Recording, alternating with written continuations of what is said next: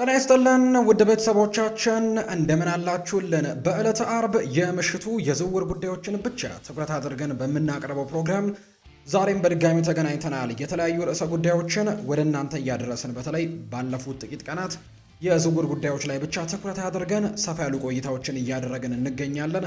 እናንተም ደግሞ በኮሜንት ቦክስ ላይ ሀሳብ አስተያየቶቻችሁን እየሰጣችሁ ከኛ ጋር አብሮነታችሁን እያሳያችሁን ስለሆነ እጅግ ከልብ አድርገን ነው የምናመሰግነው። ዛሬም እንደተለመደው እናንተ የምትጠብቋቸውን የዝውውር ጉዳዮች ሰፋ አድርገን ወደ እናንተ እናደርሳለን። ባለፉት ጥቂት ቀናት አብዛኞቹን ክለቦች ማለት ይቻላል እያንዳንዱን ነገር እያነሳን ከዝውውር ጉዳይ ጋር ሰፋ አድርገን ወደ እናንተ ስናደርስ እንደነበር ይታወሳል። ለዛሬ ፕሮግራማችንም 3 ርዕሰ ጉዳዮችን መርጠን በእነዚህ ርዕሶች ላይ ዛሬ ደግሞ ሰፋ ያሉ ቆይታዎችን የምናደርግ ነው የሚሆነው። ዛሬ በተለይ ከሊቨርፑል የዝውውር ጉዳዮች ጋር በተያያዘ ሰፋ ያሉ ቆይታዎችን እናደርጋለን። ምክንያቱም እናንተ ውድ ቤተሰቦቻችን በኮሜንት ቦክስ እንግዲህ የተለያዩ ጥያቄዎችን ከሊቨርፑል ጋር ስታደርሱን ነበር። ሊቨርፑል ተከላካይ አያስፈርምም ወይ? በተለይ ኢብራሂማ ኮናቴ በነፃ መልቀቁን ተከትሎ የተከላካይ ስፍራ ተጫዋች ጋር ሊቨርፑል እንዴት ነው ስሙ እየተነሳ የማይገኘው የሚል ጥያቄ ስታቀርቡልን ነበር። ከዛ ውጪ የያን ዲያማንዴ ጉዳይ እስከምን ደረሰ የሚሉ ጥያቄዎችን በተለይ ሙሐመድ ሳላ ክለቡን ለቆ ከመውጣቱ ጋር በተያያዘ በሊቨርፑል ቤት እሱን መተካት የሚችል ተጫዋች፣ ከዛ ውጪ ደግሞ አምና የለቀቀው ሉዊስ ዲያዝም በትክክል ተተክቷል ተብሎ አይታመንም በሊቨርፑል ቤት። ስለዚህም በሚቀጥለው የውድድር ዓመት ያንን ቦታ እንዴት ሊያሻሽሉት አቅደዋል። በተለይ ያን ዲያማንዴ በትልቁም ስሙ ሲነሳ እንሰማለን እና ምን አይነት ነገሮች በሊቨርፑል ቤት አሉ የሚሉትን ጉዳዮች ዛሬም ሰፋ አድርገን ወደ እናንተ የምናደርስ ነው የሚሆነው። ሌላኛው የምንመለከተው ተጫዋች ኤሊዮት አንደርሰንን ይሆናል።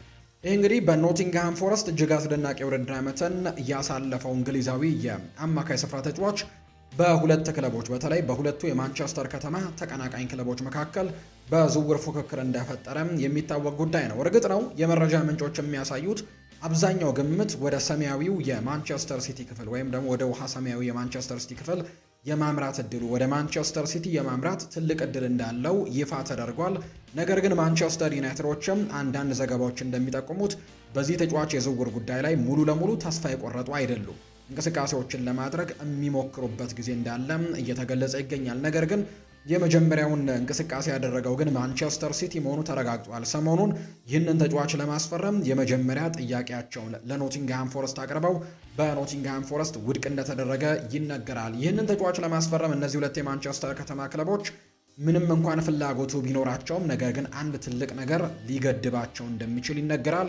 እሱን ጉዳይ ደግሞ ዛሬ እያነሳሳን ቆይታን እናደርጋለን። ስለዚህም ስለ ኤሊዮት አንደርሰን የዝውውር ጉዳይ ሰፋ አድርገን ወደ እናንተ እናደርሳለን። ምን አይነት ኳሊቲዎች ያሉት፣ ምን አይነት ነገሮችን ስለ ቡድኑ ይጨምራል፣ ከዛ ውጭ ደግሞ ምን አይነት ቲም ውስጥ ቢገባ ነው ይሄ ተጫዋች ውጤታማ ሊሆን የሚችለው የሚለውን ጉዳይ በስፋት ጠቅለል አድርገን የምናነሳው ነው የሚሆነው ከኤሊዮት አንደርሰን የዝውውር ጉዳይ ጋር በተያያዘ።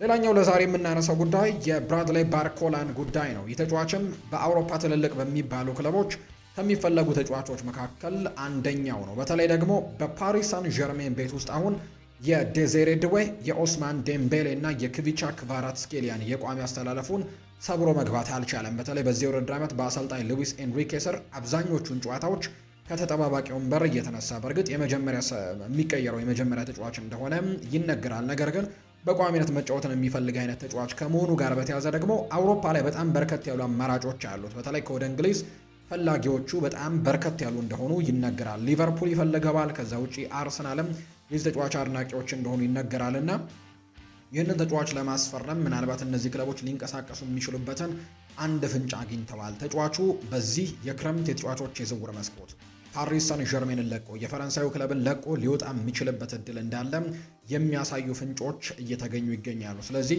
ባርኮላ እንግዲህ ይህንን ክለብ ለቆ የሚወጣ ከሆነ ፓሪስ ሳን ዠርሜንን ለቆ ሊወጣ የሚችል ከሆነ ቀጣይ መዳረሻው የእንግሊዝ ትልልቅ ክለቦች ሊሆኑ ይችላሉ ተብሎ ይታሰባል። ቀደም ከሊቨርፑል ጋር ስናነሳ የሙሐመድ ሳላህንና አምና የለቀቀውን የሉዊስ ዲያዝን ቦታ በትክክል ተተክቷል ተብሎ አይታመንምና ያንን ቦታ ለመተካት ከሚሞክሯቸው ተጫዋቾች መካከል አንደኛው ይሄ ተጫዋች ይሆናል ተብሎ ይታሰባልና ይህንን ጉዳይ በስፋት ከብራድሌይ ባርኮላ ጋር ያሉ የዝውውር ጉዳዮችን በስፋት እናነሳዋለን። ባየር ሚኒክም በተወሰነ መልኩ የዚህ ተጫዋች ፈላጊ እንደሆነ የሚያሳዩ ነገሮች አሉ። ምክንያቱም አንቶኒ ጎርደንን ነበር ዘንድሮ ለማምጣት ሙከራዎችን ያደረጉት ባየር ሚኒኮች።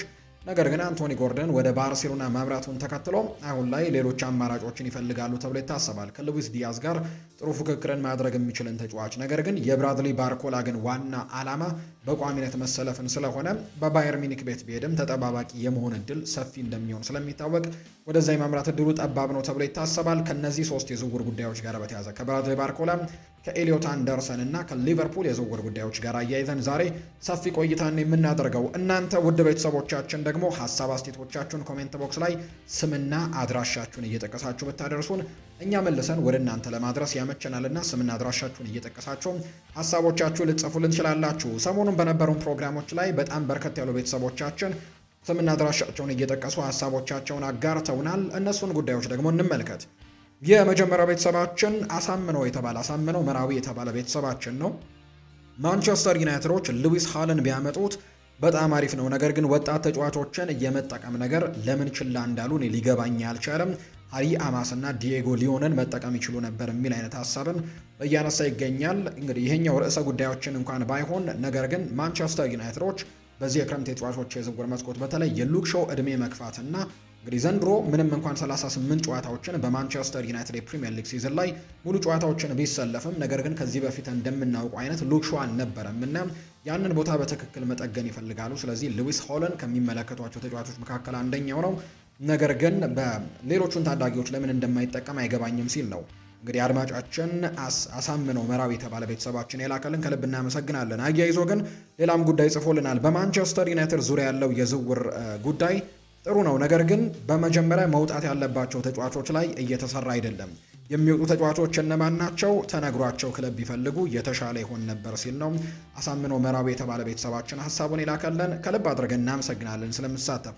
ሌላኛው ቤተሰባችን አያሌው የተባለ ቤተሰባችን ነው ሀሳቡን የላከልን። እረ ሊቨርፑል ተከላካይ አያስፈርምም እንደ የሚል አይነት ሀሳብን ጽፎልናል። ዛሬ በስፋት ከምንመለከታቸው ርዕሰ ጉዳዮች መካከል ይሆናል ይሄኛው ጉዳይ።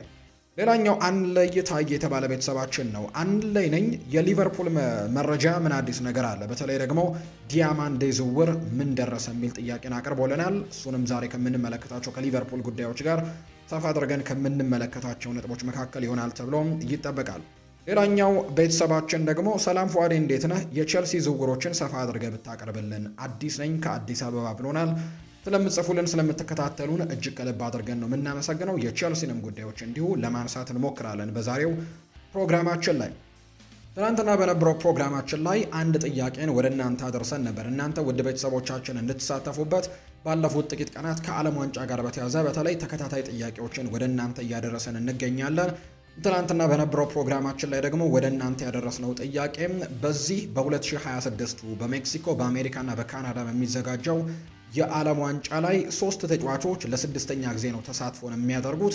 እነዚህ 3 ተጫዋቾች ማን ናቸው የሚል ጥያቄ ነበር ያቀረብነው። በጣም በርከት ያላችሁ ቤተሰቦቻችን ትክክለኛውን ምላሽ አግኝታችሁታል። በቀጣዩ በ2026 የዓለም ዋንጫ ላይ 3 ተጫዋቾች ለስድስተኛ ጊዜ ይሳተፋሉ። እነሱም የሜክሲኮ ብሔራዊ ቡድን ግብ ጠባቂ የሆነው ኦቾዋ የተባለው ግብ ጠባቂ፣ ከዛ ውጪ አርጀንቲናዊው ሊዮኔል ሜሲ እና ፖርቱጋላዊው ክሪስቲያኖ ሮናልዶ ይሄኛው የዓለም ዋንጫቸው ለስድስተኛ ጊዜም የሚያደርጉት የዓለም ዋንጫ እንደሆነ ነው ይፋ የተደረገው።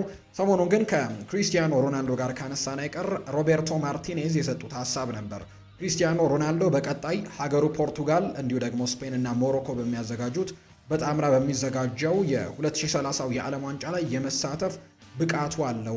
45 ዓመቱ እንኳን ቢሆን ክሪስቲያኖ ሮናልዶ የዓለም ዋንጫ ላይ በእርግጠኝነት መሳተፍ የሚችልበት አቋም ላይ ነው የሚገኘው የሚል አይነት ሀሳብን ሰጥቷል። በርካቶች ያልተስማሙበት ሀሳብ ነው። ምክንያቱም ከእድሜ ጋር በተያዘ በርካታ ያሉ ነገሮች እንደሚገድቡ ይታወቃል። ነገር ግን ክሪስቲያኖ ሮናልዶ ግን ያንን የማድረግ ክህሎት ያለው እና ወይም ደግሞ አቅም ያለው ተጫዋች ይመስለኛል። በ45 ዓመቱም ዓለም ዋንጫ ላይ መሳተፍ ይችላል የሚል አይነት ሀሳብን ሰጥተዋል። በአጠቃላይ ግን እነዚህ ቀደም ብዬ ገለጽኳቸው ሊዮኔል ሜሲ፣ ክሪስቲያኖ ሮናልዶ እና ኦቾዋ ለስድስተኛ ጊዜም በዘንድሮ የዓለም ዋንጫ ላይ የሚሳተፉ ናቸው። ስለዚህ በርከት ያላችሁ ምላሾቻችሁን የሰጣችሁን ቤተሰቦች ከልብ አድርገን እናመሰግናለን። በዚህኛው ፕሮግራማችን ላይም ሁላችሁም እንድትሳተፉበት አንድ ጥያቄን ወደ እናንተ እናደርሳለን። 2 ብሔራዊ ቡድኖች ናቸው እንግዲህ ምላሹ ላይ የሚኖሩት። እነዚህ 2 ብሔራዊ ቡድኖች በዓለም ዋንጫ ላይ የመክፈቻውን የመጀመሪያ የምድብ ጨዋታን ተሸንፈዋል። ነገር ግን ዓለም ዋንጫውን ያሸነፉት በተሸነፉበት ውድድር ላይ ግን ዓለም ዋንጫን ያሸነፉት እነዚህ ብሔራዊ ቡድኖች ናቸውና እነዚህ 2 ብሔራዊ ቡድኖች ማን ናቸው? ስምና አድራሻችሁን ከዛ ደግሞ የመልሶቻችሁን እንድትጽፉልን በአክብሮት እንጋብዛለን። የዝውውር ጉዳዮችን የምናነሳበት የዕለተ አርብ የምሽቱ ፕሮግራማችን እነሆ ጀምሯል። ፉአድ ባሮ ፕሮግራሙን እየመራው ከመላው የስቱዲዮ ባለሙያዎች ጋር በመሆን ቆይታን አደርጋለሁ። አብራችሁኝ እንድትሆኑ በአክብሮት ጋብዛለሁ። ከመሸጋገሪያ በኋላ እንገናኛለን። አብራችሁኝ ቆዩ።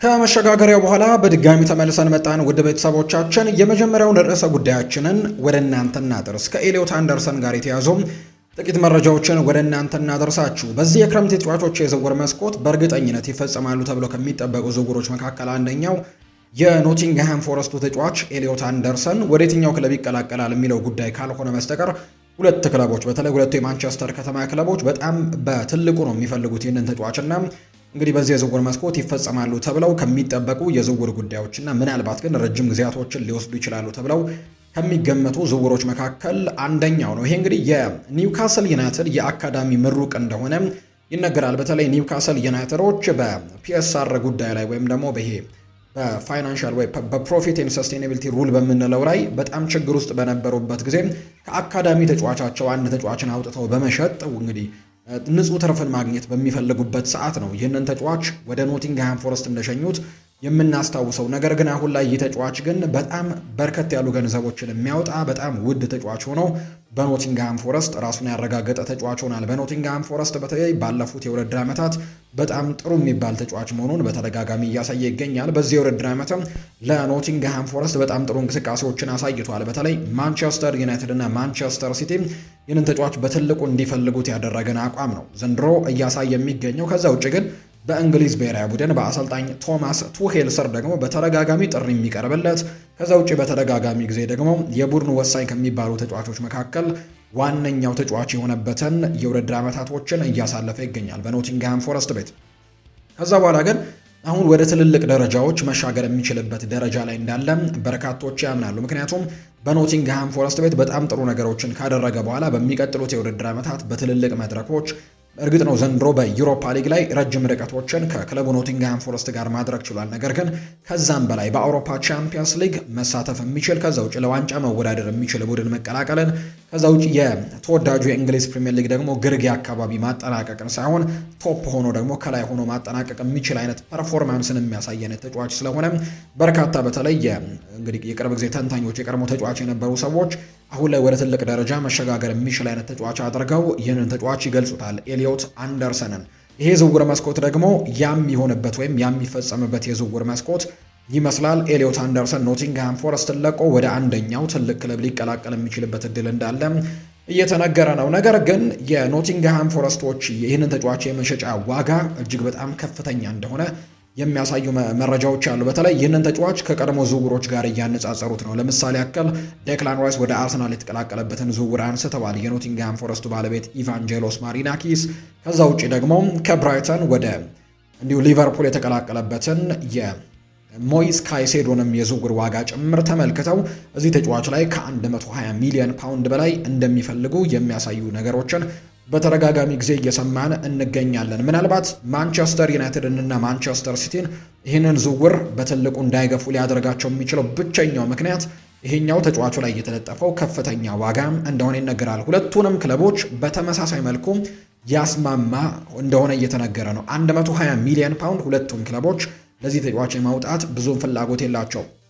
እንደ ምክንያትነት የሚነሳው ሁለቱም ክለቦች በዚህ የክረምት ተጫዋቾች የዝውውር መስኮት ቡድናቸውን በትልቁ ሊያደሱ የሚችሉበት የዝውውር መስኮት እንደሆነ ይነገራል። በተለይ ማንቸስተር ዩናይትድ ይሄ የዝውውር መስኮት በርከት ያሉ ዝውውሮችን እንደውም አንዳንድ የመረጃ ምንጮች እንደሚናገሩት ከሆነ ቤን ጃኮብስ እንዳነሳው ከሆነ በእርግጠኝነት በዚህ የዝውውር መስኮት በተለይ የዝውውር መስኮቱ ሳንቃረብ እንኳን ነው ስናገር የነበረው ከ7 እስከ 8 ወይም 7 ወይም 8 የሚደርሱ ተጫዋቾች ዘንድሮ ቲያትር ኦፍ ድሪምስ ወይም ደግሞ ኦልድ ትራፎርድ ይቀላቀላሉ ሲል ቤን ጃኮብስ ተናግሮ ነበር እና ይሄንን ቃሌን አሁንም ማረጋግጥላቸዋለሁ። ዩናይትድ ቤት ዘንድሮ ቢያንስ 7 አዳዲስ ፈራሚዎችን እንመለከታለን ሲል ተናግሮ ነበርና ዩናይትዶች 7 እንግዲህ ተጫዋቾችን የሚያስፈርሙ ከሆነ ወይም ወደ 7 የሚደርሱ ተጫዋቾችን ለማስፈረም እቅድ ከያዘ ከዛ ውጪ በአማካይ ስፍራ ላይ እስከ 3 የሚደርሱ ዝውውሮችን ለማድረግ እቅድ ከያዘም በአንድ ተጫዋች በጀቱን መጨረሻ አይፈልግም። 120 ሚሊዮን ፓውንድን ለአንድ የአማካይ ስፍራ ተጫዋች ማውጣት እንግዲህ ቀጣዩ ዝውውሮቹ ላይ እክሎች እንዲፈጥርበት ያደርጋል ተብሎ ይታሰባልና ያንን ዋጋ ማንቸስተር ዩናይትዶች የማውጣት ፍላጎቱ የላቸውም። ከዛ ውጭ ግን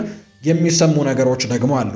ማንቸስተር ዩናይትድ ይህንን ተጫዋች ለማስፈረም በሚጥርበት ወቅት ተጫዋቹ ልቡ ወደ ማንቸስተር ሲቲ ያደላ ነው የሚሉ አይነት ዘገባዎች እየወጡ ይገኛሉ። ስለዚህ ማንቸስተር ዩናይትድ በእነዚህ ምክንያቶች ከዝውውሩ ራሳቸውን እያራቁ ያለበት ሰዓት ላይ እንደሆነ እየተነገረ ነው። በአንጻሩ ማንቸስተር ሲቲም ተመሳሳይ አይነት ነገር ሊገጥመው እንደሚችል ይታወቃል። አሰልጣኝ ፔፕ ጓርዲዮላ ይህንን ክለብ ለቆ ከወጣ በኋላ በሚቀጥለው የውድድር ዓመት ይሄ ቡድን በጠንካራ መልኩ እንዲቀጥል ምናልባት አሰልጣኝ ኤንዞ ማሬስካ በቅርቡ እንደሚሾሙ ይፋ ይደረጋል ተብሎ ይታሰባል። ትላንትና እንደውም ካልዱን አልሙባረክ በቅርቡ በጣም ጥሩ አሰልጣኝ እንሾማለን ሲልም ጭምር ተናግሮ እንደነበር እናስታውሳለን። የበርካቶቹ ግምት ያው የሚታወቀውም ኤንዞ ማሬስካ እንደሚሆን የተረጋገጠ ጉዳይ ነው።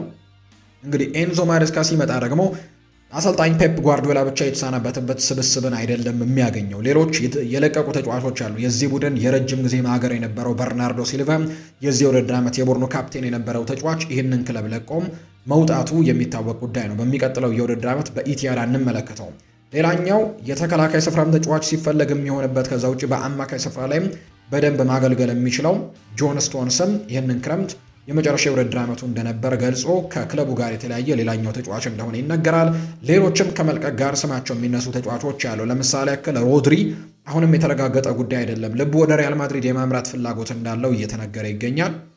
ምንም እንኳን የሪያል ማድሪድ የፕሬዝዳንታዊ ምርጫ ሁሉን ነገር ሊወስነው እንደሚችል ይታመናል።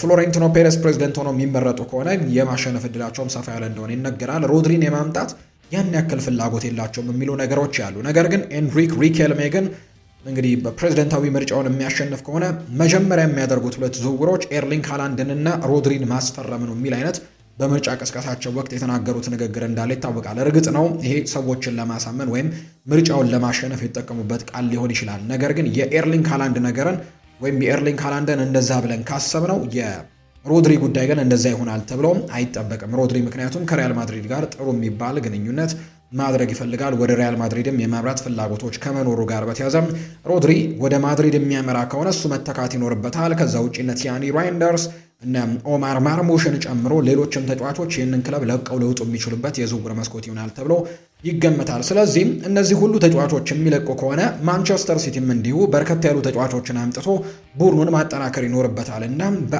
በኤሊዮት አንደርሰን ላይ ብቻ እስከ 120 ሚሊዮን ፓውንዶችን ፈሰስ ማድረግ በጣም ከባድ ሊያደርገው እንደሚችል እየተነገረ ይገኛል። ማንቸስተር ሲቲ እርግጥ ነው የመጀመሪያውን እርምጃ ወስዷል። ሰሞኑን ይፋ እንደተደረገው መረጃ ከሆነ ኤሊዮት አንደርሰንን ለማስፈረም ለኖቲንግሃም ፎረስት የመጀመሪያ የሚባል የገንዘብ አቅርቦትን አቅርበው በኖቲንግሃም ፎረስት ይህ ጥያቄ ውድቅ እንደተደረገባቸው የሚታወስ ጉዳይ ነው። እንደውም በርካታ የመረጃ ምንጮች ሂሳቡን አልገለጹትም ነበር። ነገር ግን ኋላ ላይ የወጡ መረጃዎች እንደሚያሳዩት ከሆነ ግን ማንቸስተር ሲቲ ለዚህ ተጫዋች በመጀመሪያው ዙሪያ ያቀረበው ገንዘብ እስከ 85 ሚሊዮን ፓውንድ አካባቢ የሚገመት ዋጋን እንደሆነ ነው መረጃዎቹ እያሳዩ የሚገኙት። ስለዚህም ኖቲንግሃም ፎረስቶች ይህንን ዋጋ እንዳልተቀበሉ ተነግሯል። እንዳልኳችሁ እዚህ ተጫዋች ላይ የለጠፉበት ዋጋ 120 ሚሊዮን ፓውንድ አካባቢ ነው። እርግጥ ነው ማንቸስተር ሲቲም ያንን ዋጋ ከፍሎ ተጫዋቹን ያመጣዋል ተብሎ ባይታሰብም፣ ነገር ግን ከ85 የመጀመሪያ ዙር ካቀረበው ክፍያ ግን የተወሰኑ ጭማሪዎችን ሊያደርግ እንደሚችል እስከ 100 ሚሊዮን ፓውንድ ሊያወጣ የሚችልበት እድሉ እንዳለም የሚያሳዩ ነገሮች አሉ። ከማንቸስተር ዩናይትድ ጋር ግን በተያዘ እንደነገርኳቸው ተጫዋቹን እንደ ካሴሜሮ ትክክለኛ ተተኪ አድርገው ወይም ካርሎስ ካሴሜሮን በትክክል የሚተካ ተጫዋች አድርገው ይመለከቱታል ዩናይትዶች። ነገር ግን ተጫዋቹ ላይ የተለጠፈው ዋጋና እንዲሁ ደግሞ ተጫዋቹ ልብ ወደ ማንቸስተር ሲቲ የማድላቱ ነገር ከዝውውሩ እንዲርቁ እንዳደረጋቸው እየተነገረ ይገኛል። ኤደርሰንን አስፈርመዋል ማንቸስተር ዩናይትዶች። ነገር ግን ኤደርሰንን ትክክለኛ የካሴሜሮ ተተኪ አድርገው አይመለከቱትም። ይህ ተጫዋች እንደውም በአብዛኛው ወደ ኦፌንሱ ወይም ደግሞ ወደ ማጥቃቱ አዘንብሎ ሲጫወት የተሻሉ ቁጥሮች እንዳሉት ነው በጣሊያን ሴሪ በአታላንታ በነበረበት ጊዜ ላይ የተመለከትነው። ትክክለኛ የዲስትሮየር የምንለው አይነት ተጫዋች አይደለም። በአብዛኛው ቦክስ ቱ ቦክስ የሚጫወት አይነት ተጫዋች ተደርጎም ይቆጠራል። ስለዚህም ኤሊዮት አንደርሰን ግን አንደኛ ፕሪሚየር ሊጉን የለመደ ተጫዋች ነው።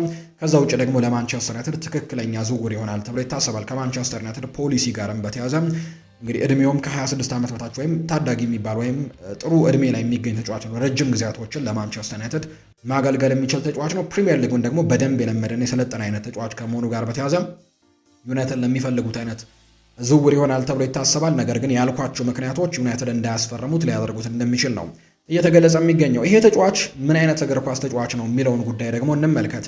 በአብዛኛው ኤሊዮት አንደርሰን ይሄ ኢንቴንሲቲን የሚፈልግ ወይም ኢነርጂ የሚፈልግ ጨዋታ ላይ ወይም ደግሞ ግጭቶች የሚፈልግ አግሬሲቭነት የሚፈልግ አይነት ጨዋታ ላይ በጣም ወሳኝ ተጫዋች እንደሆነ ይነገራል። ለምሳሌ ያክል ቢውልድ አፕን ወይም ደግሞ ኳስን ከኋላ መስርተው መጫወት ለሚመርጡ ቡድኖች ለምሳሌ ያክል ማንቸስተር ዩናይትድ ያንን ነገር የሚፈልግ ከሆነ ወይም ከኋላ መስርቶ መጫወትን የሚፈልግ ከሆነ ማይክል ካሪክ በአብዛኛው ከኤሊዮት አንደርሰን ይልቅ ማቴዎስ ፈርናንዴስ የተሻለ እንቅስቃሴን ያደርጋል ብለው የሚሟገቱ በጣም በርከት ያሉ ተንታኞች እንዳሉ ነው የሚገለጸው። በአንጻሩ ግን መሀል ሜዳውን አግሬሲቭሊ ለመቆጣጠር የሚፈለግ ከሆነ ዱዌሎችን በትክክል ማሸነፍ የሚቻልበት ጨዋታን የሚፈልጉ ከሆነ ኳሶችን ቶሎ መንጠቅ የሚፈልጉ ከሆነ በተለይ ደግሞ ለካውንተር ፕረስ የሚመች አይነት ቡድን ደግሞ ወይም ደግሞ እንደዚህ ከተከላካይ ቶሎ ወደ ማጥቃቱ መሸጋገር ለሚፈልግ ቡድን ይሄኛው ተጫዋች በጣም ወሳኝ ሊሆን ኤሊዮት አንደርሰን በጣም ጥሩ ዝውውር ሊሆን እንደሚችል በርካቶች ያነሳሉ። እንዳልኳችሁ ግን ለካሴሜሮ ትክክለኛው ተተኪ አድርገው የሚመለከቱት ማንቸስተር ዩናይትዶች ኤሊዮት አንደርሰንን እንደሆነም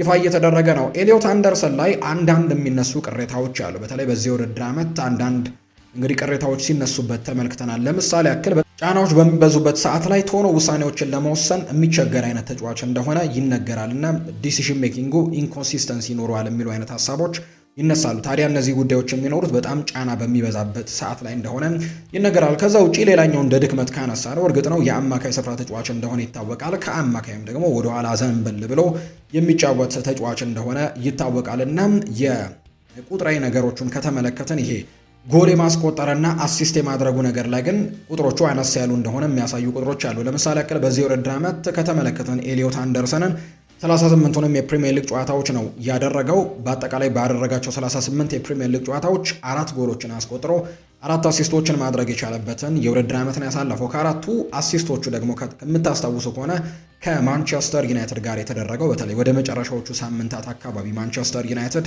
ሁሉን ነገር ሶስተኛነቱን አጠናቀው ከዛ ውጪ የብሩኖን አሲስቶች የምንቆጥርበት ሰዓት ላይ የነበረ የመጨረሻዎቹ ሳምንታት አካባቢ የነበሩ ጨዋታዎችን የምናስታውሰው ነው። በኦልድ ትራፎርድ የተደረገውና በዛ ጨዋታ ላይ 2 አሲስቶችን ማድረጉን እናስታውሳለን። በአጠቃላይ በውድድር ዓመቱ ካደረጋቸው 4 አሲስቶች 2ቱ ማንቸስተር ዩናይትድ ላይ የተደረጉ አሲስቶች እንደነበሩ የምናስታውሰው ጉዳይ ነው። በአጠቃላይ ይህንን ተጫዋች ለማስፈረም ግን እነዚህ 2 የማንቸስተር ከተማ ክለቦች ትልልቅ እንቅስቃሴዎችን ያደርጋሉ ተብሎ ይታሰባል። ለሁለቱም ክለቦች ደግሞ በጣም ጥሩ አስተዋጽኦችን ማበርከት የሚችል አይነት ተጫዋች አድርገው ይመለከቱታል የሚል መረጃ ነው በስፋት አሁን ላይ እየተነገረ የሚገኘው።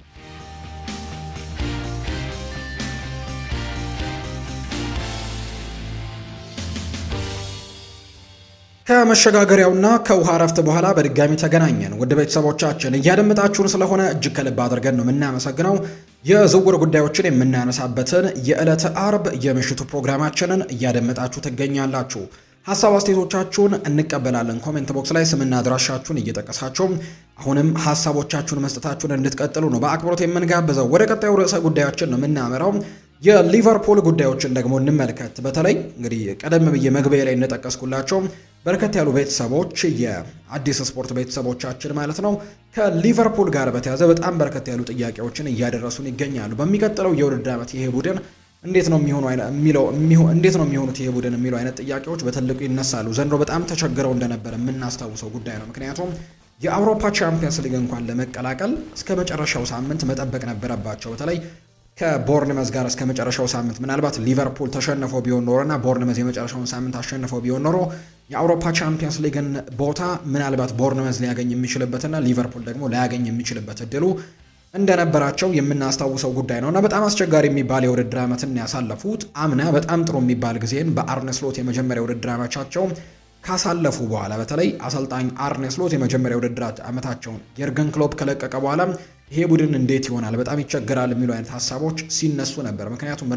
ረዘም ላሉ ጊዜያት በየርገን ክሎፕ ስር እያደገ የመጣ ቡድን ከመሆኑ ጋር በተያዘ ነገር ግን አሰልጣኝ አርነ ስሎት በመጀመሪያ የውድድር ዓመታቸው ያንን ቡድን ተረክበው የየርገን ክሎፕ ኢፌክት የነበረበትን ቡድን ተረክበው ለዋንጫ ማብቃታቸው የሚታወስ ነው። ሊያውም ደግሞ በክረምት የተጫዋቾች የዝውውር መስኮት በመጡበት የዝውውር መስኮት ያን ያክል ትልቅ የሚባሉ ዝውውሮችን ሳያደርጉና ፌዴሪኮ ኪየዛ ነው ያን ቡድን ላይ ሲጨምሩ የምናስታውሰውና ትልቅ የሚባሉ ዝውውሮችን ሳያደርጉ ነገር ግን የፕሪሚየር ሊጉን ዋንጫ ማምጣት የቻሉበት የውድድር ዓመት ነበር። ቀጣዩ ዓመት ግን በተለይ በክረምቱ በጣም ጥሩ የሚባሉ ዝውውሮች ተደርገውላቸው በጣም ትልልቅ የሚባሉ ሪከርድ ዝውውሮችን በፕሪሚየር ሊጉ ብቻ ሊቨርፑል 2 ሪከርድ ሰብሮ ነው ዝውውር ያደረገው ባለፈው የዝውውር መስኮት ላይ። አሌክዛንደር ኢሳክን ከኒውካስል ዩናይትድ በሪከርድ ዋጋ አምጥተዋል። ፍሎሪያን ቬርትሰን ከጀርመን ባየር ሌቨርኩዘን እንዲሁ በሪከርድ ዋጋ ማምጣታቸውን እናስታውሳለን። ከዛ ውጪ በአጥቂ መስመሩ ላይ ሁጎ ኤኪቲኬን አምጥተዋል።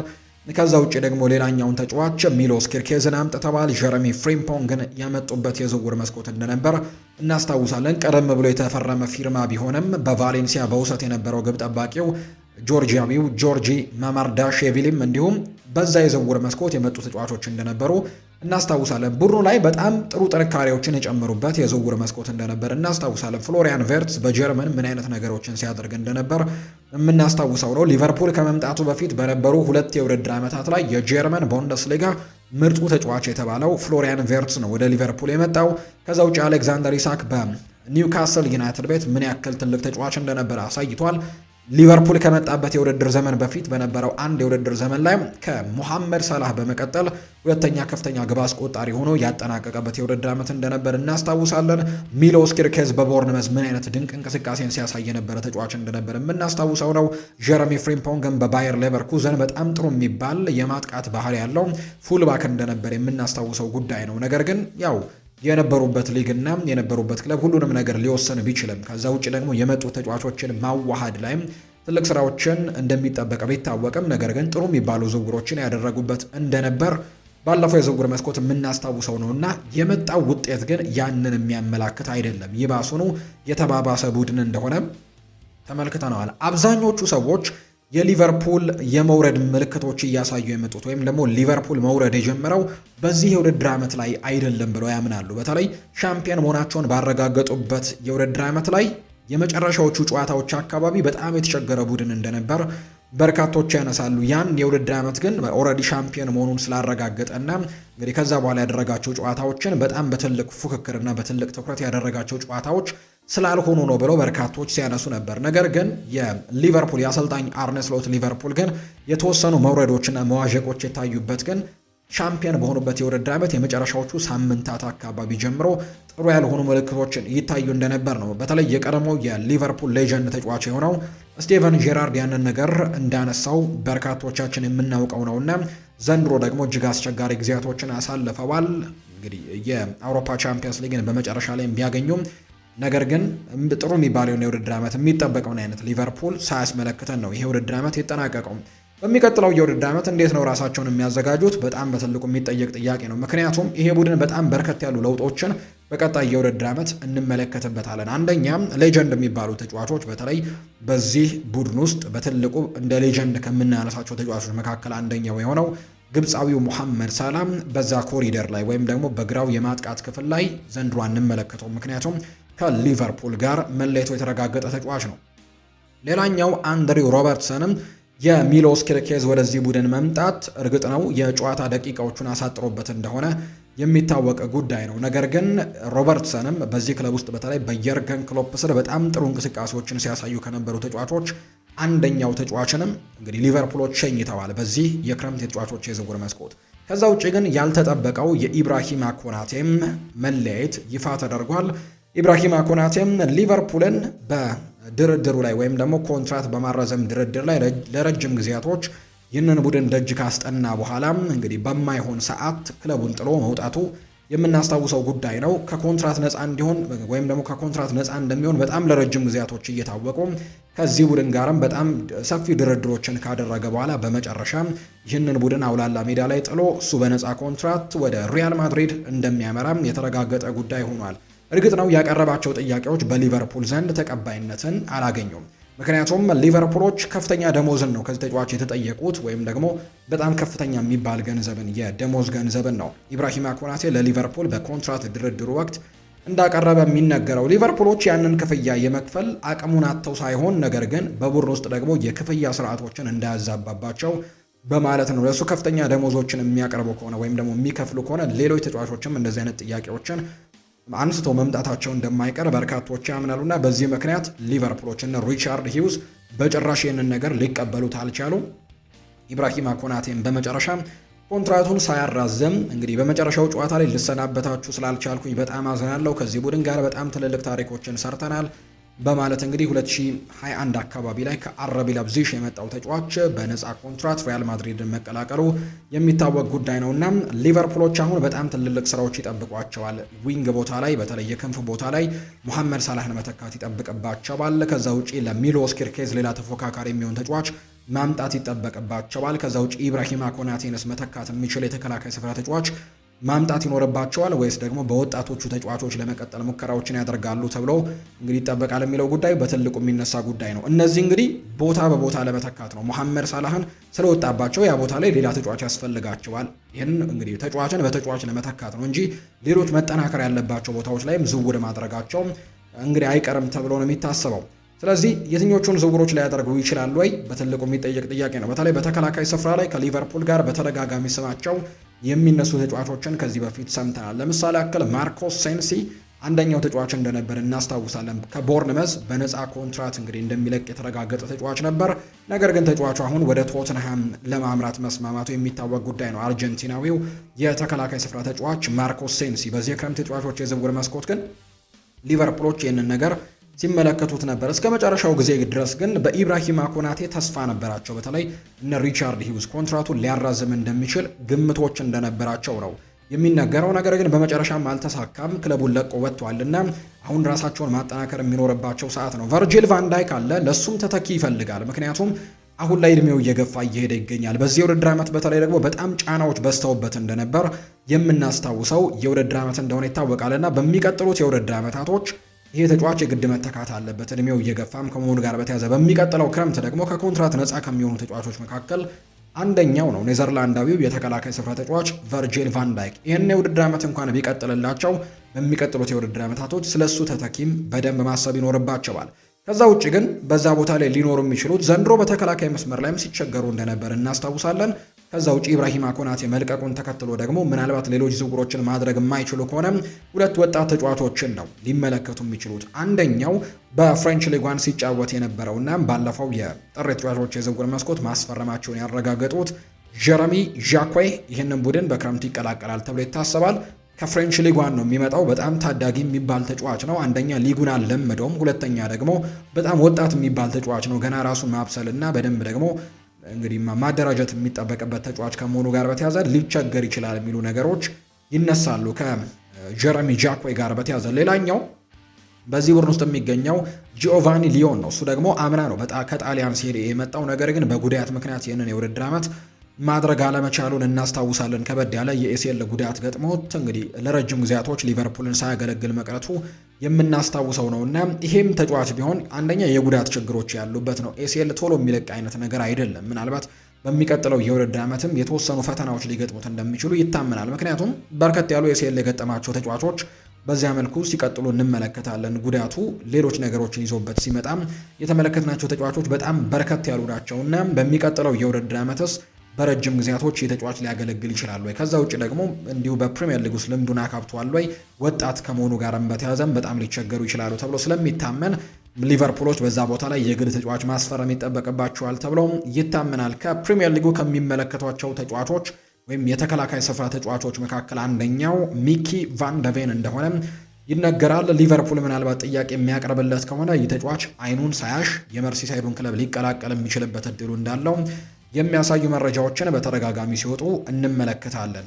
ነገር ግን ሊቨርፑሎች ይህ ተጫዋች ላይ የሚለጠፍበት ዋጋ ግን በጣም ውድ ይሆናል ብለው እንደሚጠብቁ ነው የሚታመነው። ምክንያቱም ቶተንሃም ሆትስፐርስ በፕሪሚየር ሊጉ መቆየታቸውን አረጋግጠዋልና ይሄ ተጫዋች አሰልጣኝ ሮቤርቶ ዲዘርቢ ምናልባት በሚቀጥለው የውድድር ዓመት ራሳቸውን በደንብ ለማደራጀት ባለፉት 2 ዓመታት 17ኛ ደረጃ ይዘው ያጠናቀቀ ቡድን ነው ቶተንሃም ሆትስፐርስ እና በተለይ ዘንድሮ በጣም ለመውረድ ከጫፍ ደርሶ እንደነበር፣ ነገር ግን የሮቤርቶ ዲዘርቢ መምጣት ግን በጣም ጥሩ ነገሮችን ያደርጎለት እንግዲህ በመጨረሻም በፕሪሚየር ሊጉ እንዲቆዩ እንዳደረጋቸው ይታወሳል እና አሁን ደግሞ በሚቀጥለው የውድድር ዓመት እንደዚሁ ላለመውረድ የሚታገል አይነት ቡድን መሆን አይፈልግም። በሚቀጥለው የውድድር ዓመት ራሳቸውን አጠናክረው እንግዲህ ተፎካካሪ ቡድን ወይም ቶፕ 6 መመለስን እንደሚፈልጉ ነው የሚታመነው እና ሚኪ ቫን ደቬን ደግሞ በቡድናቸው ውስጥ ከሚገኙ በጣም ጥሩ ከሚባሉ ተጫዋቾች መካከል አንደኛው ነው። ስለዚህ ይህንን ተጫዋች ለማቆየት በትልቁ ይሰራሉ ተብሎ ይታሰባል። ነገር ግን የሚሸጡት ከሆነ ግን በጣም ከፍ ያለ ገንዘብን እንደሚጠይቁበት ነው የሚታመነው እና የሆላንዳዊው ተጫዋች ወይም ኔዘርላንዳዊው ተጫዋች ወደ ሊቨርፑል የማምራት ፍላጎቶቹ እንዳሉ ሆነው በቀጣይ በዚህ በክረምት ተጫዋቾች የዝውውር መስኮት ሊቨርፑሎች ከሚመለከቷቸው የተከላካይ ስፍራ ተጫዋቾች አንደኛው ይሆናል ተብሎም ይታመናል። ሌሎች ዝርዝሮቹ ላይ ያሉ ተጫዋቾች ያሉ ለምሳሌ ከቦሩሲያ ዶርትመንድ ኒኮ ሽሎተርቤክን ይፈልጉታል የሚሉ አይነት ሀሳቦችም በተደጋጋሚ ሲነሳ እንሰማለን። ከቦሩሲያ ዶርትመንድ ጋር እስካሁን ኮንትራቱን እንዳላራዘመ ይነገራል። ጀርመናዊው ኒኮ ሽሎተርቤክ እና ባለፉት የዝውውር መስኮቶች ጭምር ሊቨርፑል ከዚህ ተጫዋች ጋር በትልቁ ስሙ ሲነሳ እንደነበር እናስታውሳለን። የሆኑ ሰሞኖች ላይ ከቦሩሲያ ዶርትመንድ ጋር ኮንትራት ለማራዘም በጣም ቅርብ እንደነበር ሰምተን ነበር። ከዛ በኋላ ግን የተንጠለጠለ ጉዳይ እንደሆነ ነው መረጃዎች የሚያሳዩት። ስለዚህ ሊቨርፑል ምናልባት እንደ መፍትሄነት ሊመለከተው ይችላል ተብሎ ይታሰባል። በአጠቃላይ ግን የኢብራሂማ ኮናቴ መልቀቅን ተከትሎ በዛ ቦታ ላይ ሊቨርፑል ትክክለኛ ተጫዋችን አምጥቶ መተካት እንደሚኖርበትና በሚቀጥለው የውድድር ዓመታትም እንዲሁ ቨርጂል ቫንዳይክንም ለረጅም ጊዜ ማገልገል የሚችል ወይም የቨርጂል ቫንዳይክ መልቀቅም ደግሞ እየተቃረበ ከመምጣቱ ጋር በተያያዘ ያንን ቡድን ለረጅም ጊዜ ማገልገል የሚችል አይነት ተጫዋችን በቅርቡ ለማስፈረም እንቅስቃሴዎችን ያደርጋሉ ተብሎ ነው የሚታሰበው። ሌላኛው የሮበርትሰንን ቦታ የሚተካላቸውን ተጫዋችንም እንዲሁ መፈለግ ይኖርባቸዋል ተብሎ ይታሰባል። እርግጥ ነው ሚሎስ ኪርኬዝ ነው በቋሚነት አሁን ላይ እየተጫወተ የሚገኘው፣ ነገር ግን ተፎካካሪ ይፈልጋል እዛ ቦታ ላይ። አንዳንድ የመረጃ ምንጮች በውሰት የሰጡትን ኮስት ሲሚካስን ግሪካዊውን ተጫዋች ሊመልሱት ይችላሉ የሚሉ ነገሮች ያሉ። ከዛ ውጭ ግን በበርካታ የአውሮፓ ታላላቅ ክለቦች የሚፈለገው በጣሊያን ሴሪ በጣም ድንቅ ጊዜን ያሳለፈው ደግሞ ማርኮ ፓይስትራም በሊቨርፑል እንደሚፈለግ ይነገራል። ሌላኛው የአይንትራክ ፍራንክፈርቱ ናትናኤል ብራውንም በትልቁ ከሚፈለጉ ተጫዋቾች መካከል በሊቨርፑል ቤት የሚጠቀሱ ናቸው። ሌላኛው በትልቁ ማደስ ይኖርባቸዋል ተብሎ የሚጠበቀው ቦታ ደግሞ የክንፍ መስመራቸው እንደሆነ ነው የሚታወቀው። በሊቨርፑል ቤት በክንፍ መስመር ላይ የተለያዩ እንቅስቃሴዎችን ያደርጋሉ ተብሎ ይጠበቃል። በዚህ በሚመጣው የክረምት የተጫዋቾች የዝውውር መስኮት ሊቨርፑል በዛ የክንፍ መስመሩ ላይ በተለይ ሞሐመድ ሳላህ ለቆት ወጥቷል። ከዛ ውጭ ደግሞ አምና ደግሞ የለቀቀው ሉዊስ ዲያዝም እስካሁን እንዳልተተካ በርካቶች ያምናሉ። ምክንያቱም ኮዲ ጋክፖ የተሻለ እንቅስቃሴዎችን ዘንድሮ ያሳያል ተብሎ ቢጠበቅም ነገር ግን ቁጥሮች እንደሚያሳዩት ከሆነ ያንን ነገር በዚህ የውድድር ዓመት በደንብ አድርጎት አልተመለከትነውም። ወይም ደግሞ እንደውም ሪዮ ኤንጎሞ አንዳንድ ጨዋታዎች ላይ ጥሩ ነገሮችን ሲያደርግ ተመልክተነዋል። ነገር ግን ኮዲ ማቲያስ ጋክፖ የሚጠበቅበትን ነገር ሲያደርግ አልተመለከትነውም ዘንድሮ። ስለዚህ ሊቨርፑሎች ያንን ቦታ በትክክል ለመተካት ሙከራዎችን ያደርጋሉ ተብሎ ይታሰባል። በትልቁ ስሙ እየተነሳ የሚገኘው አይቮሪ ኮስታዊው ያን ዲያማንድ የተባለው ተጫዋች ነው። በአረቢ ለብዚሽ በጣም ጥሩ እንቅስቃሴዎችን ዘንድሮ አድርጎ ተመልክተነዋል። በጣም ጥሩ የሆነ ድሪብል፣ በጣም ፈጣን ድሪብለር፣ ከዛ ውጭ ደግሞ አንድ ለአንድ ግንኙነቶችን በቀላሉ ማለፍ የሚችል አይነት ተጫዋች ነው። እንዲሁ ከክንፍ ደግሞ እየሰበረ እየገባ ጎሎችን ማስቆጠር የሚችል አይነት ተጫዋች እንደሆነ ዘንድሮ እንግዲህ ያስመዘገባቸው ቁጥሮችን መመልከት ይቻላል። በጣም ጥሩ ቁጥሮችን ማስመዝገብ ችሏል። በጀርመን ቡንደስሊጋ ብቻ 12 ያክል ግቦችን ይሄ የ19 ዓመት ታዳጊ ዘንድሮ ያስቆጠረበት የውድድር ዓመትን የተመለከትነውና ጥሩ ነገሮችን ሊያደርግ ይችላል በሊቨርፑል ቤት ተብሎ ይታሰባል። እርግጥ ነው ሙሐመድ ሳላህን መተካት በዚህ ሰዓት በጣም ከባድ ሊሆንባቸው እንደሚችል ይታመናል። ምክንያቱም ባለፉት 10 ዓመታት ለዚህ ቡድን በጣም ትልቅ ግልጋሎቶችን ሲሰጥ የነበረ ተጫዋች ነው። ያንን ነገር በአንድ ጀንበር ለመተካት በጣም ከባድ ይሆናል ተብሎ ይታመናል። በተለይ ደግሞ ለ19 ዓመት ታዳጊ እሱን ለመተካት ነው የመጣው መባል ምናልባት ጫናዎችን ሊያበዛበት እንደሚችል እና በፕሪሚየር ሊጉ ደግሞ ሳይሳካለት ሊቀር እንደሚችል የሚያሳዩ ግምቶች አሉ። ነገር ግን ታዳጊ ተጫዋች ነው፣ በጣም ጥሩ ነገሮች ያሉት። ስለዚህ በሊቨርፑል ቤት ተላምዶ ጥሩ እንቅስቃሴዎችን ማሳየት ይችላል ተብሎ የሚጠበቅ አይነት ተጫዋች ነው አይቮሪ ኮስታዊው ያን ዲያማንዴና ነገር ግን ቀላል ዝውውር ይሆንላቸዋል ተብሎ አይታሰብም። ምክንያቱም ሌሎች ክለቦችን በዚህ ዝውውር ላይ አሉ። ለምሳሌ ያክል የፈረንሳዩ ክለብ ፓሪስ ሰን ዠርሜን ያን ዲያማንዴን ለማስፈረም ከሚንቀሳቀሱ ክለቦች መካከል በትልቁ ሌላኛው ስሙ የሚነሳ ተጫዋች እንደሆነ እየተነገረ ነው። በተለይ በኋላ ላይ እናነሳዋለን የብራድሌ ባርኮላ የመልቀቅና ያለመልቀቅ ጉዳይ በያን ዲያማንዴ የዝውውር ጉዳይ ላይ ከፓሪስ ሰን ዠርሜን ጋር በያን ዲያማንዴ ጉዳይ ላይ ሊወስን እንደሚችል ነው የሚነገረው። አሁን ላይ ያን ዲያማንዴ 2 ኦፕሽኖች ቀርበውለታል። ሁለቱንም ግን እንደሚስማማ ነው የሚያሳዩ መረጃዎች የወጡት። ፓሪስ ሰን ዠርሜንም ለማስፈረም ጥረቶችን እያደረገ ነው። ከዛ ውጭ ሊቨርፑልም ይህንን ተጫዋች ለማስፈረም ጥረት እያደረገ ነው። ሁለቱንም ጥያቄዎች የመቀበል ምንም አይነት ችግር የለበትም ያን ዲያማንዴ። ከሁለቱ አንዱን የመቀላቀል እድሉ እንዳለው በተደጋጋሚ እየተነገረ ይገኛል። አሁን በትልቁ ሊወሰን የሚችለው በክለቡ አረቢ ለብዚሽ ይሆናል ተብሎ ይታሰባል። ከሁለቱ ክለቦች የትኛው የተሻለ የገንዘብ አቅርቦት አቅርበዋል፣ ከሁለቱ የትኛው የተሻለም የደሞዝ ጥያቄን አቅርበዋል ለተጫዋቹ የሚለው ጉዳይ ምናልባት ሊወስናቸው ካልቻለ በስተቀር ሁለቱንም ክለቦች የመቀላቀል ምንም አይነት ችግር የለበትም። ሊቨርፑል ቢመጣም ችግር የለበትም፣ ደስተኛ ነው። ፓሪስ ሰን ዠርሜንም ቢሄድ እንዲሁ ችግር እንደሌለበትና ደስተኛ እንደሆነ የሚያሳዩ መረጃዎች ናቸው በተደጋጋሚ የሚወጡትና ቀጣይ እንግዲህ ለክለቡ አረቢ ለብዚሽ የትኛው ጠቃሚ ጥያቄን ይዞ ይቀርባል የሚለው ጉዳይ ካልሆነ በስተቀር እዚህ ተጫዋች ላይ ወደ የትኛው ክለብ ሊያመራም ይችላል የሚለው ጉዳይ እስካሁን ምንም አይነት እልባት ያገኘ ጉዳይ እንዳልሆነ ነው ይፋ የተደረገው። ሊቨርፑሎች ግን ሌሎች የሚመለከቷቸው የክንፍ መስመር ተጫዋቾችም አሉ። በዌስትሃም ዩናይትድ በግሉ በጣም ጥሩ እንቅስቃሴዎችን ባለፉት የውድድር ዓመታቶችም ሲያሳይ የነበረው ነገር ግን ዌስትሃም ዩናይትድ አሁን ከፕሪሚየር ሊጉ ወርዶ በሻምፒዮንሺፕ እየተጫወተ ከመሆኑ ጋር በተያያዘ ወደ ፕሪሚየር ሊጉ ተመልሶ ራሱን ማሳየት የሚፈልገው ጃሮድ ቦውንንም በተወሰነ ደረጃ ለማስፈረም እንቅስቃሴዎችን ያደርጋሉ ተብሎ ይታሰባል። ምክንያቱም ጃሮድ ቦውን አሁን እድሜው እየገፋ የሚገኝ አይነት ተጫዋች ነው። ወደ 30ዎቹ የቀረበ ተጫዋች ከመሆኑ ጋር በተያያዘ ለረጅም ጊዜ ፕሮጀክት አድርገ የምትይዘው አይነት ተጫዋች አይደለም። ምናልባት ለአንድ ለሁለት ለሶስት ዓመታት የሞሐመድ ሳላህን ቦታ ለመተካት በፕሪሚየር ሊጉ በጣም ጥሩ ልምድ ስላለው ከዛ ውጪ የመሪነት ብቃቱን በጣም አሪፍ የሚባል አይነት ተጫዋች ከመሆኑ ጋር በተያያዘ ምናልባት እሱን ለተወሰነ ጊዜ ሊጠቀሙበት ሊያመጡ የሚችሉበት እድሉ እንዳለ ይታመናል። ምክንያቱም አሁን በገበያው ላይ እንግዲህ ከሚገኙ ተጫዋቾች መካከል አንደኛው ነው። ክለቡ ወደ ሻምፒዮንሺፕ መውረዱን ተከትሎ በሚቀጥለው የውድድር ዓመት በዚሁ በፕሪሚየር ሊግ ላይ መቆየትን ምርጫውን ስለሚያደርግ ስለዚህ ይህንንም ተጫዋች ይመለከቱታል ተብሎ ይታሰባል። ሊቨርፑል በዚህ የዝውውር መስኮት መጀመሪያ አካባቢ ለማስፈረም ትልቅ እቅድ ይዞ የነበረው በኒውካስል ዩናይትዱ ተጫዋች አንቶኒ ጎርደን ላይ እንደሆነ የሚያሳዩ ነገሮች ነበሩት። ነገር ግን እዚህ ፉክክር ላይ በጣም ብዙ ክለቦች ነበሩ። ለምሳሌ ያክል ባየር ሚኒክ ይህንን ተጫዋች ለማስፈረም ጥረቶችን አድርገዋል።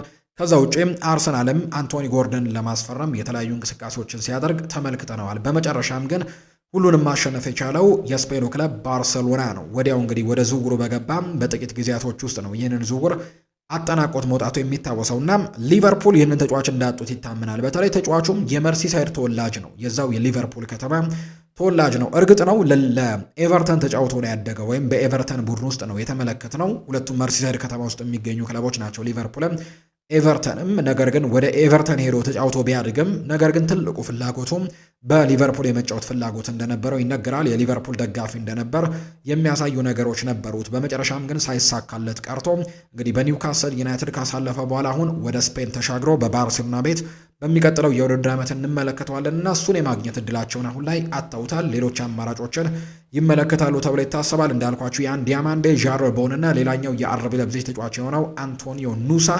በሊቨርፑል ቤት ልንመለከታቸው ከምንችላቸው እጩ ዝርዝሮች መካከል የሚጠቀሱ ናቸው። በትልቁ ግን ያን ዲያማንዴ ነው በሊቨርፑል ቤት ልንመለከተው እንችላለን ተብሎ የሚታሰበው። የዚህ ተጫዋች ላይም የተለጠፈው ዋጋ ግን ምናልባት ከፍ ያለ እንደሆነ የሚያሳዩ ነገሮች እንዳሉት ነው ዘገባዎቹ እየጠቆሙ የሚገኙት። በቀጣይ ሊቨርፑል የትኛውን ተጫዋች ያስፈርማል የሚጠበቅ ነው።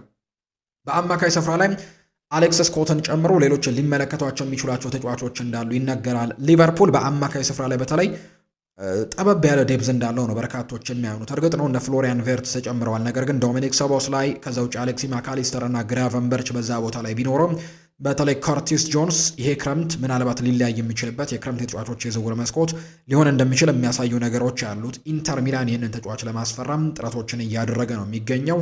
ስለዚህ ምናልባት ተጫዋች ወደ ኢንተር ሚላን የሚያመራ ከሆነ በአማካይ ስፍራ ላይ ሌሎች ተጫዋቾችን ማምጣት ይጠበቅበታል። የአሌክሲ ማካሊስተርም ጉዳይ የተረጋገጠ ነገር የለውም። ሰሞኑን ከሪያል ማድሪድ ጋር ስሙን በትልቁ እየሰማ ነው እንገኛለን። እርግጥ ነው ወላጅ አባቱ ሲናገር ከሪያል ማድሪድ ጋር የተነሱት ነገሮች በሙሉ ሐሰት ናቸው፣ ምንም አይነት የተነጋገርነው ንግግር የለም ቢልም አባትየው፣ ነገር ግን ሪያል ማድሪድ ይህንን ተጫዋች ለማስፈረም ረጅም ጊዜ ፍላጎቶች እንደነበሩት የሚያሳዩ ነገሮች አሉና በቀጣይ ጊዜያት ምናልባት እዚህ ተጫዋች ላይ እንቅስቃሴዎች የሚደረጉ ከሆነ ቶሎ ውሳኔዎችን መወሰን ይኖርባቸዋል። አሌክስ ስኮት ይህንን ቡድን እንዲቀላቀል በተለይ ደግሞ አሰልጣኙ አሁን በሊቨርፑል ቤት አዲስ አሰልጣኝ ሆነ የተሾሙት አሰልጣኝ አንዶኒ ኢራኦላ ናቸው እና ይህንን ቡድን በተለይ ቦርንመዝን ሲያሰለጥኑ አሌክስ ስኮትን በደንብ ያውቁታል። ስለዚህ ይዘውት ሊመጡ እንደሚችሉ እየተነገረ ነው። ሊቨርፑል ዘንድሮ በአዲስ አሰልጣኝ የውድድር ዓመቱን ይጀምራል ተብሎ ይታሰባል። ስለዚህ በሚቀጥለው የውድድር ዓመትስ ምን አይነት ሊቨርፑልን እንመለከታለን? እንደ ዘንድሮ ተቸግሮ የሚያጠናቀቀውን ሊቨርፑል አሊያስ ደግሞ ከዚህ በፊት የምናውቀውን ጠንካራው ሊቨርፑል በሚቀጥለው የውድድር ዓመት እንመለከተዋለን ወይ? በጣም በትልቁ የሚጠበቅ ጥያቄ ነው። አሰልጣኝ አንዶኒ ኢራኦላ ምንም ጥያቄ የለውም በፕሪሚየር ሊጉ ላይ በቦርንመዝ ቤት በጣም ጥሩ ነገሮችን ሰርተዋል። ከዛ በፊት በስፔን በነበሩበት ጊዜ በጣም ጥሩ ነገሮችን ሲያደርጉ ተመልክተናቸዋል። ነገር ግን በትልቅ ቡድን ደረጃ ግን አልተፈተኑም። አማካኝ ወይም አቬሬጅ የሚባሉ ቡድኖችን ይዘው በጣም ተፎካካሪ ሲያደርጉ ተመልክተናል። ዘንድሮ የቦርንመዝን ቡድን ወደ ዩሮፓ ሊግ አሻግረውታል። ከዛ ውጭ 18 ጨዋታዎችንም ሳይሸነፉ ነው ያጠናቀቁት። ነገር ግን አቬሬጅ የነበረን ቡድን በጣም በትልቁ ማንሳት እንደሚችሉ ተመልክተናል። ትልቅ ቡድኖችንስ እንዴት ማኔጅ ማድረግ ይችላሉ? ዘንድሮ 2026-27 የውድድር ዓመት ለሊቨርፑል እንግዲህ አንቶኒ ኢራኦላ ምን ያሳየናል? በርካቶች የሚጠብቁት ጥያቄ ነው የሚሆነው። የብራድሌ ባርኮላን ጉዳይ በዚሁ እናንሳ ውድ ቤተሰቦቻችን። በፓሪስ ሳን ዠርሜን ቤት ባለፉት የውድድር ዓመታት ለሉዊስ ኤንሪኬ በጣም ጥሩ የማጥቃት አማራጭን ከሰጡ ተጫዋቾች መካከል አንደኛው ነው ፈረንሳዊው ብራድሌ ባርኮላ። ነገር ግን የክቪቻ ክቫራትስኬሊያን የኦስማን ዴምቤልን እና የዴዜሬ ድዌይን ግን ጥብረትን ሰብሮ መግባት አልቻለም። ባለፉት 2 የውድድር ዓመታት በተለይ ሉዊስ ኤንሪኬ የአውሮፓ ሻምፒዮን ሲሆን ከዛ ውጭ ደግሞ ፍሬንች ሊጉንም ሲቆጣጠሩ ብራድሌ ባርኮላ ተቀይሮ የሚገባ አይነት ተጫዋች እንደሆነ የሚታወቅ ነው። ነገር ግን በአውሮፓ ይህንን ተጫዋች ቋሚ አድርገው መቅጠር የሚፈልጉ ወይም ቋሚ ተጫዋች አድርገው ማሰለፍ የሚችሉ ቡድኖች ግን በተለያዩ ጊዜያት ለዝውውር ሲጠይቁት እንመለከታለን እና ምናልባት ይሄኛው የዝውውር መስኮት ብራድሌ ባርኮላ ክለቡን ለቆ ሊወጣ የሚችልበት የዝውውር መስኮት እንደሆነ ከዝውውር ዘጋቢዎች መካከል ታማኝ የሚባለው ፋብሪሲዮ ሮማኖ ይፋ ሲያደርገው ተመልክተናል። ምናልባት ብራድሌ ባርኮላ እና ፓሪስ ሳን ዠርሜን ይሄ የክረምት የተጫዋቾች የዝውውር መስኮት ሊለያዩበት የሚችሉበት የዝውውር መስኮት እንደሆነ ነው ይፋ እየተደረገም የሚገኘው። ስለዚህ በሚቀጥሉት ቀናት በዝውውር መስኮቱ ላይ ከክለቡ ጋር ሲለያይ ልንሰማ የምንችልበት እድል በጣም ሰፋ ያለ ይሆናል ተብሎ ይታሰባል። እና ቀጣይ መዳረሻው የት ነው የሚለው አይነት ጥያቄዎች ደግሞ በርካቶች የሚያነሱት ነው። ይህንን ተጫዋች በትልቁ ከሚፈልጉት ክለቦች መካከል አርሰናል ስሙ ይጠቀሳል። ከዛ ውጭ ደግሞ ሌላኛው ክለብ ደግሞ ሊቨርፑልም ቅድም እንደጠቀስኩላችሁ የዚህ ተጫዋች ሌላኛው ፈላጊ ነው። ባየር ሚኒክም እንዲሁ ይህንን ተጫዋች እንደሚፈልገው ይነገራል። ነገር ግን በተለይ አርሰናል ቤት ሊያንድሮ ትሮሳርድም ጋብሪኤል ማርቲኔሊም በሱ ቦታ የሚጫወቱት እነዚህ 2 ተጫዋቾች ከክለቡ ሊለቁ የሚችሉበት እድሉ በጣም ሰፊ ከመሆኑ ጋር በተያያዘ ምናልባት ለብራድሌ ባርኮላ የተስማማው ቦታ ሊሆን እንደሚችል ይታመናል። ምክንያቱም ወደ አርሰናል ቢመጣ ሁለቱ እዛ ቦታ ላይ የሚጫወቱት ተቀናቃኞቹ ክለቡን ለቀው ሊወጡ የሚችሉበት እድል ሰፊ ነው። ስለዚህ በቋሚነት መጫወት ነው የሚፈልገው። በቋሚነት ለመጫወትም ደግሞ ትልቁን እድል ያገኛል ተብሎ ይታሰባል። እርግጥ ነው በዚህ የክረምት ተጫዋቾች የዝውውር መስኮት አርሰናሎች ሌሎች ተጫዋቾችንም እዛ ጋር ለማስፈረም ሙከራዎችን እያደረጉ ቢሆንም ሞርጋን ሮጀርስ ለምሳሌ በትልቁ ስሙ ይነሳል። ነገር ግን ሮጀርስ በ10 ቁጥር ሚና ላይም በጣም ጥሩ ቁጥሮች ያሉትና 10 ቁጥር ሚና ላይ ሲሆን ደግሞ በጣም ውጤታማ እንደሚሆን በደንብ አሳይቷል። በትክክል ለመናገር ደግሞ ቨርሳታይል የሚባል ተጫዋች ነው። በክንፍ መስመር ላይም በግራውም በቀኙም የመጫወት አቅምም ስላለው ምናልባት እሱ የሚመጣ ከሆነ ምናልባት እንግዲህ ለዚህ ተጫዋች ለብራድሌ ባርኮላ ተፎካካሪ ሊሆንበት የሚችል ካልሆነ በስተቀር የሊያንድሮ ትሮሳርድ እና የጋብሪኤል ማርቲኔሊ ከዚህ ቡድን ለመወልቀቅ መዘጋጀት ግን ያንን ቦታ በግላጭ ለብቻው እንዲያገኘው ያደርገዋል ተብሎ ይታሰባል እና ምናልባት ወደ አርሰናል ሊመጣ የሚችልበት እድል ሊኖር እንደሚችል ይፋ እየተደረገ ነው። ቅድም እንደጠቀስኩላችሁ ደግሞ ሊቨርፑል በዚህ የክረምት የተጫዋቾች የዝውውር መስኮት ትልቁ ሊያድሰውና ሊያስፈርም የሚፈልገው ቦታ የክንፍ መስመር ተጫዋቾችን እንደሆነ በተደጋጋሚ ስገልጽላችሁ ነበርና ያንን ቦታ ደግሞ ለመተካት ከሚመለከታቸው ተጫዋቾች መካከል አንደኛው ብራድሌ ባርኮላ ይሆናል ተብሎ ይታሰባል። በዚህ የዝውውር መስኮት ብቻ አይደለም ሊቨርፑል ከዚህ ፈረንሳዊ ተጫዋች ጋር ስሙ ሲነሳ የምንመለከተው። ባለፉት ጥቂት የሚባሉ የዝውውር መስኮቶችና የውድድር ዓመታትም ብራድሌ ባርኮላን ከፓሪስ ሳን ዠርሜን ለቆ ሊቨርፑልን ሊቀላቀል ይችላል የሚሉ አይነት ግምቶች በትልቁ ሲወጡ እንደነበር የምናስታውሰው ነው። ስለዚህ በዚህ በሚመጣው የክረምት ተጫዋቾች የዝውውር መስኮትም እንዲሁ ብራድሌ ባርኮላም ወደ ሊቨርፑል ሊያመራ የሚችልበት እድሉ እንዳለው የሚያሳዩ ነገሮች አሉ። ሌላኛው ቅድም የጠቀስኩት ባየር ሚኒክ የዚህ ተጫዋች ሌላኛው አማራጭ ሊሆን ይችላል። ነገር ግን እንዳልኳችሁ ባየር ሚኒኮች በዛ ቦታ ላይ ወርልድ ክላስ የሚባለው ተጫዋች ዘንድሮ በጣም ጥሩ እንቅስቃሴዎችን ማሳየት የቻለው ተጫዋች የሆነው ሉዊስ ዲያዝ ግን በዛ ቦታ ላይ መኖሩ ለዚህ ተጫዋች ምናልባት ሌላ ፉክክር ሊገጥመው ሌላ እንግዲህ ከፓሪስ ሳን ዠርሜን ለቆ የወጣበትን ምክንያት በባየር ሚኒክ በድጋሚ ሊያገኘው የሚችለው እድል እንዳለ የሚያሳዩ መረጃዎች እየወጡ ከመሆኑ ጋር በተያያዘ እንግዲህ ያን ነገር ላይቀበለው እንደሚችል የሚያሳዩ መረጃዎች ናቸው አሁን ላይ እየወጡ እንደሚገኝ ይፋ የተደረገውና የብራድሌ ባርኮላ ቀጣይ ማረፊያ ምናልባት በትልቁ እንግሊዝ ሊሆን ይችላል ተብሎ ይታሰባል። ነገር ግን ማንሳት የምንችለው ሌላኛው ነገር ግን የብራድሌ ባርኮላ ከፓሪስ ሳን ዠርሜን መውጣት ሊቨርፑል ምናልባት የራሱን ተጫዋች የማያስፈረመው ከሆነ ሊቨርፑል ዝውውር ላይ በጣም ትልቅ መናጋትን ሊፈጥር ይችላል። ምክንያቱም ፓሪስ ሳን ዠርሜኖች ብራድሌ ባርኮላ የሚለቅባቸው ከሆነ ቀጥታ እሱን ለመተካት ለማስፈረም የሚሞክሩት የሊቨርፑል ዋነኛ አማራጭ የሆነውን ያን ዲያማንዴን ነው። ስለዚህም ሊቨርፑሎች በብራድሌ ባርኮላ ጉዳይ ምናልባት ራሳቸው ካላስፈረሙት በስተቀር የያን ዲያማንዴ ዝውውር ላይም ትልቅ ኢፌክት ሊፈጥርባቸው እንደሚችል የሚያሳዩ ነገሮችን ነው እየተመለከተን የምንገኘው። በአጠቃላይ ከብራድሌ ባርኮላ መርቀቅ ጋርም በተያዘ ሰፊ ዘገባዎች እየወጡ እንደሚገኙ ነው እየተገለጸ የሚገኘው። ውድ ቤተሰቦቻችን የዕለተ አርብ የዝውውር ጉዳዮች ላይ በጣም ትልቅ ትኩረት አድርገን የያዝንላችሁ ፕሮግራም ይህንን ይመስል ነበር። ላለፉት ደቂቃዎች ከኛ ጋር ቆይታን ያደረጋችሁ በሙሉ ከልብ አድርገን ነው የምናመሰግነው። እንግዲህ ኮሜንቶቻችሁንም እየተመለከትን ነው። ስምና አድራሻችሁን እየጠቀሳችሁ ኮሜንት የጻፋችሁልን ቤተሰቦች እጅግ ከልብ አድርገን ነው የምናመሰግናቸው።